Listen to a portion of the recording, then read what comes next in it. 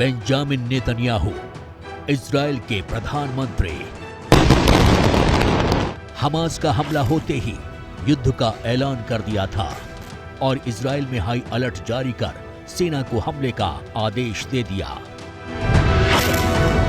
Netanyahu ने आसमान में वायुसेना को तैनात कर दिया और दक्षिण हिस्से में फलस्तीनी आतंकियों के खिलाफ टैंक उतार दिए और शुरुआती 36 घंटे में 400 के करीब हमास के लड़ाकों को मार गिराया।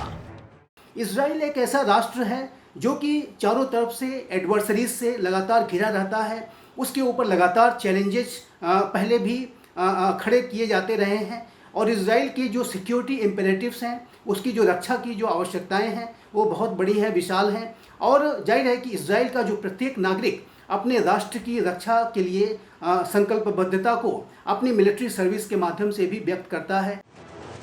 बेंजामिन नेतन्याहू इजराइल बनने के बाद पैदा हुए और युद्ध के बीच ही बड़े हुए। उनके सामने कई चुनौतियां आईं, डटकर सामना किया और जीत हासिल की। एक बार फिर मुश्किलें उनके सामने हैं और नेतन्याहू एक सोल्जर की तरह डटकर मैदान में खड़े हैं। सवाल है, क्या बेंजामिन नेतन्याहू की जीत होगी या फिर शांति के नाम पर सुलह कर लिया जाएगा? इस सवाल का जवाब नेतन्याहू की जिंदगी और जंग से जुड़े इतिहास के पन्नों में है। नेतन्याहू इजराइल की सेना के स्पेशल कमांडो थे और सबसे कम उम्र में प्रधानमंत्री बनने वाले नेता। साल 1948 में इजराइल की स्थापना हुई।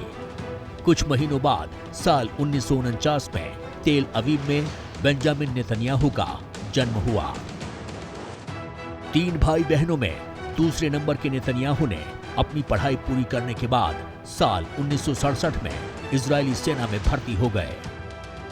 5 साल तक सबसे खतरनाक सायरट मतकाल नाम की स्पेशल फोर्स के स्पेशल कमांडो रहे। इस दौरान नेतन्याहू ने ऑपरेशन इन्फर्नो, ऑपरेशन गिफ्ट और ऑपरेशन इसोटॉप सहित कई बड़े मिलिट्री ऑपरेशन में हिस्सा लिया। कई वॉर ऑफ अट्रिशन, यौम किप्पुर जैसे बड़े वॉर में इजरायली सेना की ओर से मोर्चा संभाला और दुश्मनों पर विजय हासिल की।